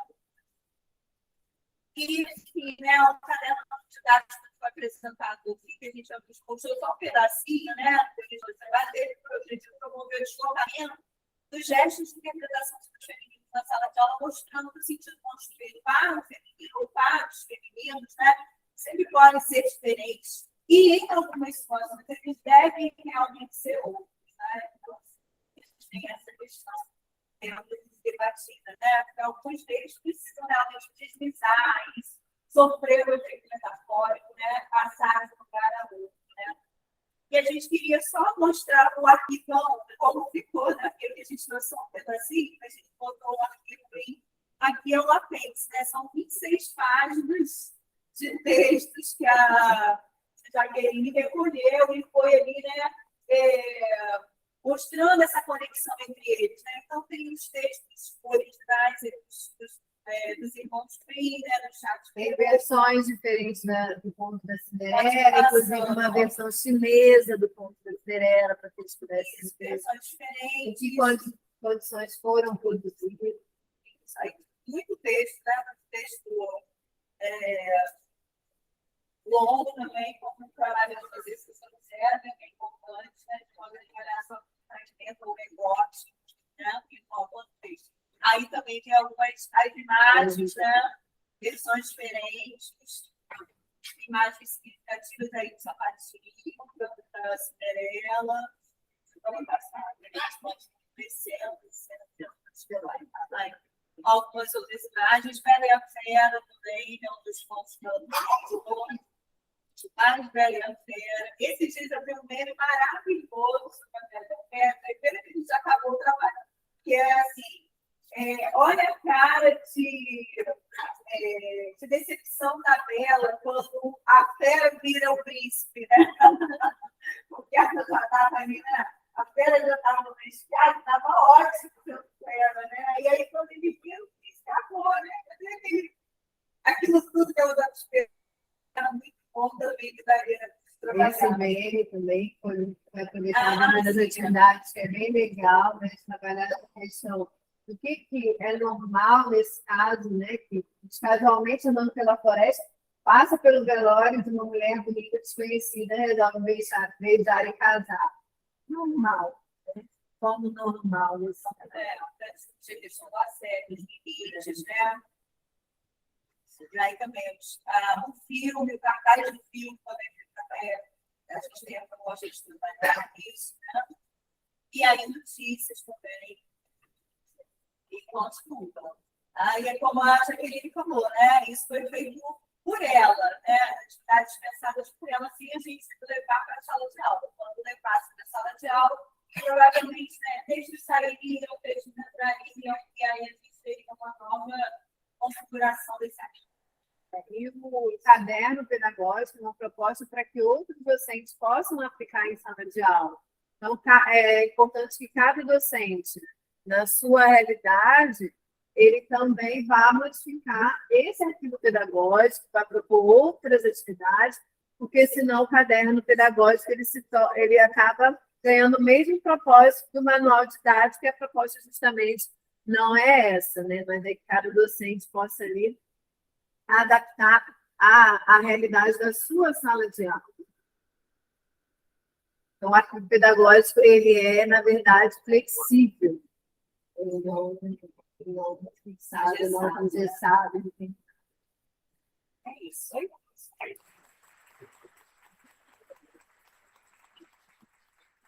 Então, mais uma vez, eu queria agradecer aos quatro, né, por estarem aqui presentes, trazerem esses trabalhos para a gente discutir. A gente está com um horário bem avançado, mas eu acho uma pena não aproveitar a presença deles aqui, pelo menos que vocês possam fazer alguma pergunta, algum comentário. É interessante como a primeira apresentação focou na questão da língua, né? Sobretudo, a análise de discurso começa pensando a língua enquanto materialidade significante de discursos, né?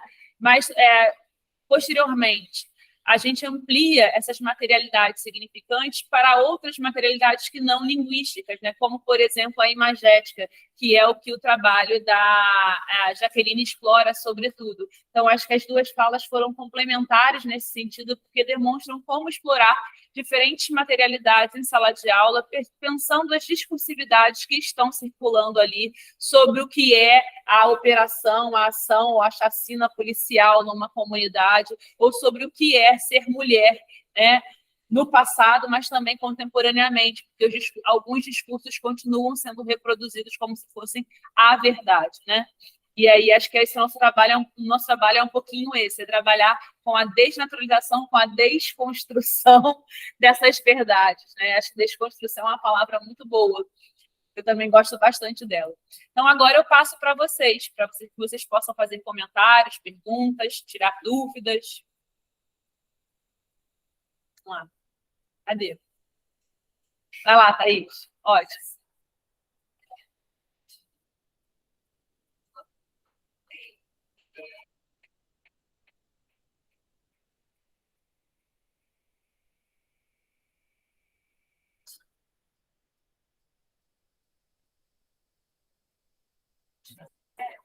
Talvez, então,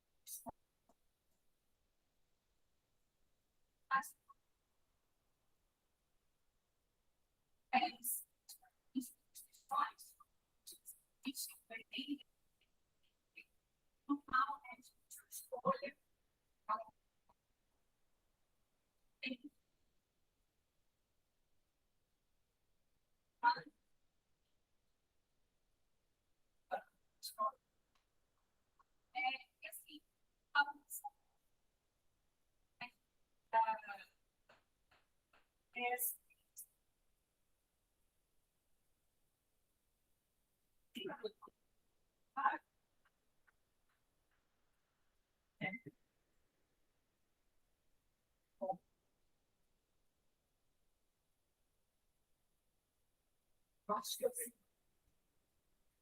é necessário, todo mundo, né? A gente não pode preservar por Enem, esses alunos, quando vão virar para o primeiro, todos os classe média, classe baixa, classe alta, eles todos da classe média. Tentar cuidar é essencial. Eu estou vontade de entrar em universidades fora do país. Pessoas que entraram nas universidades estadunidenses, universidade argentina, então tem esses exercícios. Por outro lado, a gente não se prende ao colégio aplicado, sim, que é essa coisa. Vamos fazer prova do Enem? Vamos fazer junto? Então, quando a gente educa muito difícil, uma frase da Eliane, parte também do discurso dela nem precisa dar o crítico, reconhecer que a gente é e a gente, de alguma forma, consegue, a gente não pode assumir que a totalidade dos alunos que vai alcançar isso que a gente propõe. Mas, quando você alcança, isso tem a ver com passar no Enem. Com aquilo que eles têm ao longo dos 3 anos de vida, chega na hora da prova, de já está falando, porque vai estudar com a gente. Aí o texto disse, e eu consegui fazer com muita facilidade, e eu acertei a questão, porque foi algo debatido dentro da sala de aula. E eu acho que é isso. Desconcordo. Agora é claro. O parte dos pais tem uma agressão. Mas você se prepara para isso. Mas você já está se simulando, né? Não tem dia de simulação, não tem prova de integração. Então, essa crítica a gente ouve, é uma crítica bem interessada, porque ela tem uma lógica de mercado. Como se o nosso trabalho tivesse que agir dessa forma, e os resultados eles estão se forma. Porque esse modo que a gente trabalha, a gente também consegue alunos que são aprovados, e aprovados de do Enem. Mas é o que a gente fala, a gente não tem obrigação de colocar para você na universidade. A universidade vai ser uma consequência. O intuito dessa escola é para você chegar à vida como cidadão de um mundo, principalmente buscando o lugar crítico de vencer que a sociedade precisa. Então, acho que essa linha, agora, a questão do significa deles, tá? Então, coisas assim, nunca fiz uma relação nessa escola. Assim, então, para quando eu a gente recebe uma questão de fato, você tem a coisa especificamente lá também. Eles têm o primeiro quarto ano. Então, não tem primeiro terceiro. Eles não têm quarto ano. Né? E aí, é claro, eles fazem para que o terceiro ou o recentemente cai o terceiro ano, já passou, estava na outra aqui. E eu ensino, né? E aí, chegou ao quarto. Quando chega ao quarto ano, e a gente precisa saber também como questões, inclusive, para estudar teoricamente o que a gente faz. Porque esse texto, assim, questão. Mas, língua portuguesa tinha que ir primeiro quarto ano, que parece uma questão óbvia. Né? Assim, tem que ter mais tempo. E ele já tem, justamente porque faz muitas disciplinas. E ainda tem uma monografia no cálculo. Né? Assim, depois, se tiver tempo, eu faço um comentário sobre o trabalho que vocês apresentaram, mas recentemente eu li 2 monografias relacionadas à literatura infantil, uma, inclusive, que dialogou muito de perto com o Chapeuzinho Vermelho, porque teve a política nacional de alfabetização, na época do Carlos Navarino, quando a gente ainda teve o Bolsonaro, né? E modificou, não sei se vocês viram, até recentemente estava no ar, você podia fazer o download dos textos, e eles modificaram as histórias, né? não podia ter morte, não podia se perder na floresta, né? Imagina expor uma criança a isso. E como a falou que essa criança não é exposta dentro da realidade. E aí a gente poderia responder assim, não, tem que ter mais tempo, né? Mas, por outro lado, a gente também precisa fazer uma reflexão. Por que o sonho? Né? Quando a gente pensa em um trabalho interdisciplinar, todas as palavrinhas que ficam qualquer conversa, o que o sonho, enquanto docente, seja de ensino fundamental, seja de ensino médio, não é a especificidade do trabalho de cada disciplina. Porque se a gente for pensar no trabalho específico do professor de matemática, no trabalho específico do professor de química, no trabalho específico do professor de geografia, a gente teria pouco, quase nada para contribuir. Então, nós temos a nossa formação específica. Agora, se a gente encara o fato de que o que no fundo é um ensino da leitura e da escrita, ele não vai ser formado, ele não sai do ensino médio formado em linguística, ele não sai químico, ele não sai filósofo, ele não sai geógrafo. Então, o que no sonho do ensino médio? É um ensino da leitura da escrita. Então, é mais carga horária, isso é um debate, mas isso é para a gente pensar como é essa demanda. É mais um debate, mais carga horária para a língua portuguesa, ou o debate é todos os professores envolvidos prioritariamente no ensino de língua. Porque veja, como o João fala, que a gente faz educação, claro que, para além das produções textuais que eles fazem, a maior parte das questões, em qualquer disciplina, a maior parte é discussível. E assim, estou super de acordo com o que a Rita falou, que fazer questão de múltipla escolha bem feita dá um trabalho danado. Não é demonizar a questão de múltipla escolha. Né? A questão de múltipla escolha ela pode parecer no trabalho. Agora, da forma como parece, por exemplo, nas provas que os alunos no município fazem, né? A linha é essa, é adivinhar o que está na cabeça de quem elaborou a prova, se é a gente que elabora o que está na nossa cabeça. Né? Mas, claro, a gente pode construir questão de múltipla escolha bem feita. Né? Agora, quando as questões específicas, as questões que pega a prova de história, de geografia, né? E mesmo as provas das disciplinas das ciências antigas exatas, ele tem uma construção de raciocínio, tem encaminhamento muito engajamento lógico jornal, também precisa ser valorizado como construção visual, eles estão todos separados. Agora, eu, enquanto professor de uma outra disciplina que não dirige, como é que eu olho para aquele parágrafo? Eu desconsidero, né? E vou lá procurar o que tem daquilo que eu reproduzi na aula, naquele texto, então, se eu quiser essa palavra, isso tá bom. Né? O que a gente vai fazer? Repare, eu não estou dizendo que a gente ocupar o lugar do professor de história aí, e nem esse outro professor ocupar o nosso professor na área da linguagem. Né? Mas, para que essa prova ocorra, me parece que a reflexão precisa isso para que o ensino encontre professores universitários. E aí, nessa direção, eu aponto o ensino da leitura da escrita. Sabe? Mas é um desafio, tá? Não é simples. Mas a gente precisa saber como é que a gente responde para a gente não cair também no discurso altamente setor, que é quais são os sistemas mais importantes, eles matemática, né? Então, o que eu quero? Eu vou aumentar a minha carga horária, né? Estou sempre decidindo nessa escola, né? Porque tudo tem linguagem.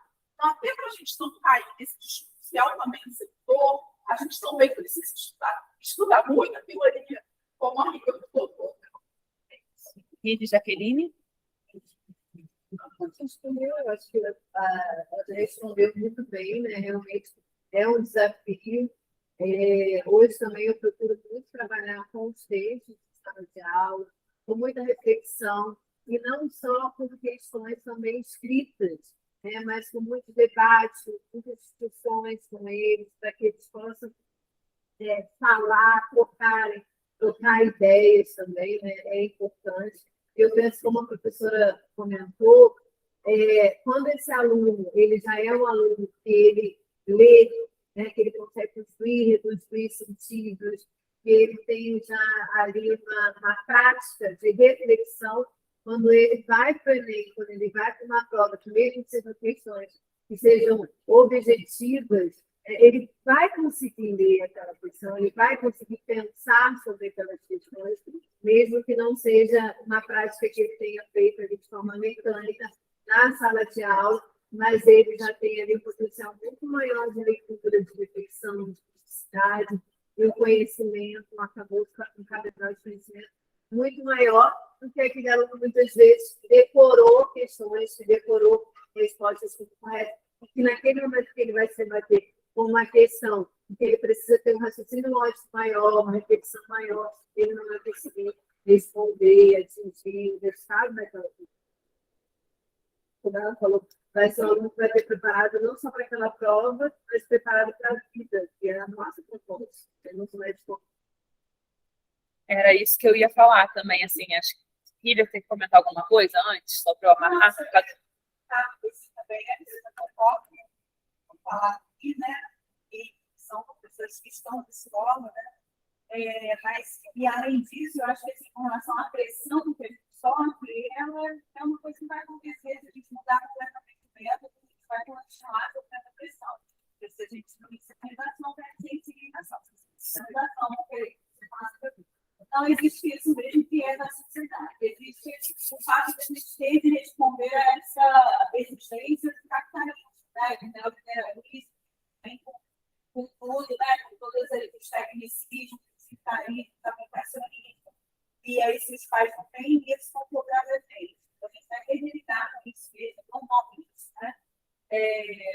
E aí, para além disso, acho que a gente precisa mesmo ter consciência do nosso tomar de posição, assim como o professor dentro de uma linha, né, com uma perspectiva, né, de formação, e a gente assumir isso também, e estar nessa posição, né? Toda tomada de posição é um posicionamento político, né? Então, a tomada da palavra, a tomada de posição na palavra é um posicionamento político. Então, quando a gente escolhe, e a gente está escolhendo se posicionar de determinada forma. Esses realmente, eles têm que estar preparados para responder, né?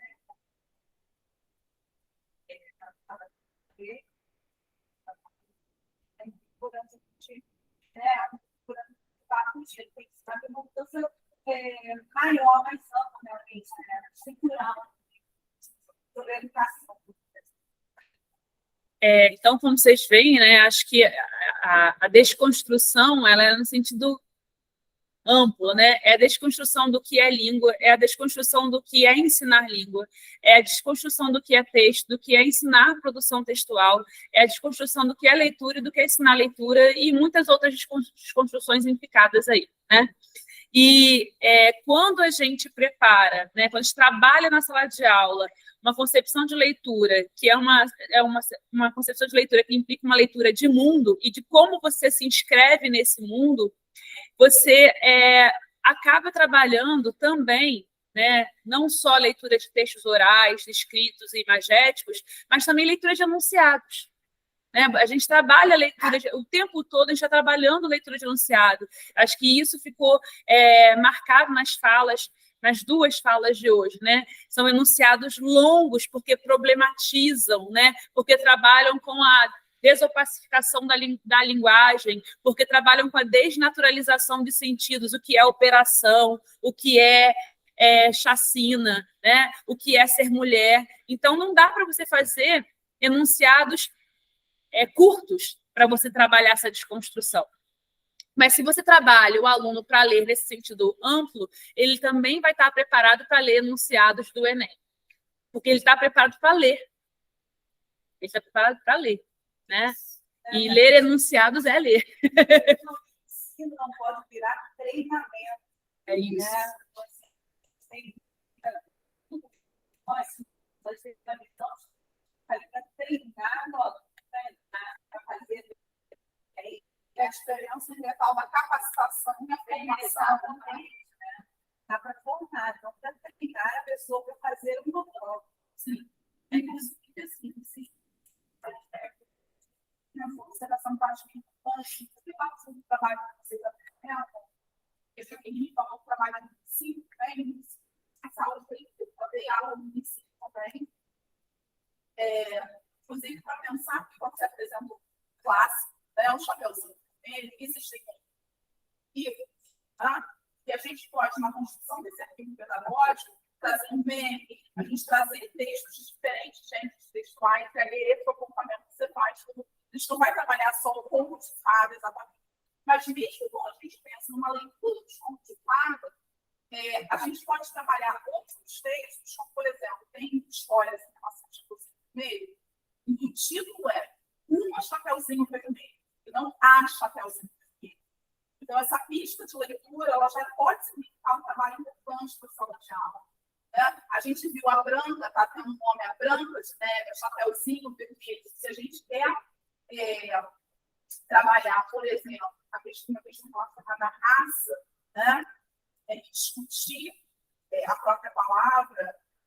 Tem uma versão, não sei se você conhece, da Raça Edições, Chapeuzinho Vermelho, Todo Cor-de-Rosa, que vai trazer para um cenário bem brasileiro, porque a capa, se vocês têm uma piada, pelo menos para ver a capa é lindíssima, a Chapeuzinho Vermelho negra, belíssima, né? Então, isso também já é uma possibilidade para a gente pensar. E mais, eu acho que cabe a gente insistir nisso. Se a gente estuda teoria, a gente, inclusive, responde questões como, por exemplo, se a gente está diante de um formando professores, mas não foi encontrar esse texto, por exemplo, na biblioteca da sala de leitura.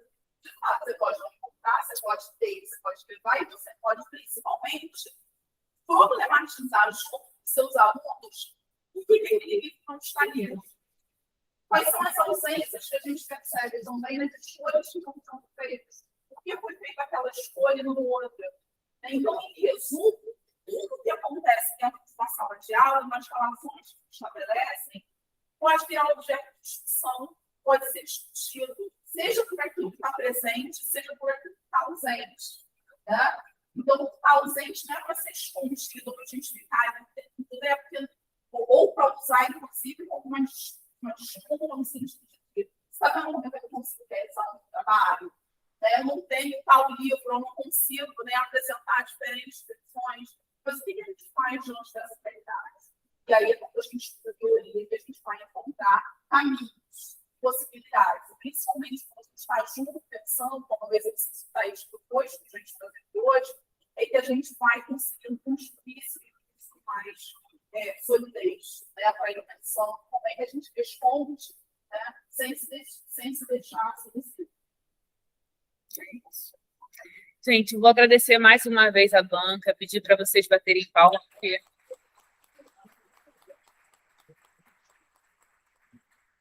a banca não, né? Eu falei banca, eu estou me sentindo numa defesa. A banca não, né? Os convidados, né? Agradecê-los mais uma vez. Eu acho que foi muito proveitoso. Para quem aqui a gente está com a turma misturada, né? Tem muita gente de Sintaxe, mas que não teve ainda AD, que não conhece ainda AD, mas que já deu para sentir um gostinho. Eu acho isso importante também. Como diz o Rogério Modeste, é importante levar a palavra de Michel Pechet por onde a gente passa. Então, vou agradecer também aos alunos. E eu vou perguntar mais uma vez, todos assinaram a presença? Eu vou fazer o sorteio dos livros. Vou passar primeiramente o livro da Rívia, que eu ainda não havia entregue. Esse é o de Rívia. E eu trouxe 2 para sortear. Quem já tem não ganha. Se saiu o nome aqui, eu botei o nome de todo mundo, são 22 pessoas. Bruna, vira para mim, por favor, para lá, para eles poderem. O robozão é esse. O robozinho, porque vai aparecer ali. O sorteador, ele tá ali. Então, eu já coloquei os 22 nomes aqui.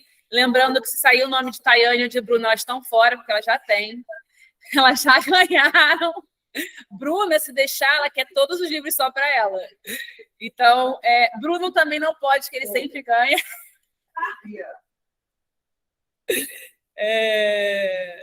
Qual o critério de sorteio, gente? Não tem esse critério, não. Sortear agora. Então, os 2 primeiros que não sejam Tayane e Bruno. Então, a primeira é Daniela. Daniela ganhou. Esqueci de colocar que eram 2 pessoas, mas aí eu vou fazer. Cadê? Como é que eu faço agora aqui? Alguém me ajuda, pelo amor de Deus, que a pessoa lerda. Parabéns. Então, a Daniela ganhou o primeiro. Vou sortear mais uma pessoa. Vamos ver quem vai ser o sortudo ou a sortuda. Deu tilt. Foi. Giovana. Aê! Bruno, acabamos com o seu poderio sobre sorteios. Parabéns, querida. Gente, muito obrigada. Vamos acabando por aqui, porque a fome é grande, né? E eu tenho uma reunião 1h30. Obrigada, gente. Vou encerrar aqui. Esqueci de dizer, mas a gente teve a presença da professora Joyce Palha, lá de Sergipe. Eu vou até tirar para cá para ela cumprimentar vocês, porque ela ficou com inveja. Para conseguir abrir a câmera agora. Estou muito sortuda de ter vocês aqui. Tá? Abre a câmera, Adorei, Joyce. viu? Ouvi. Ah, tá saindo aqui. Ela falou que adorou. Beijo, Joyce. Tá. Tchau, tchau. Adorei. Tchau. Tchau, pessoal.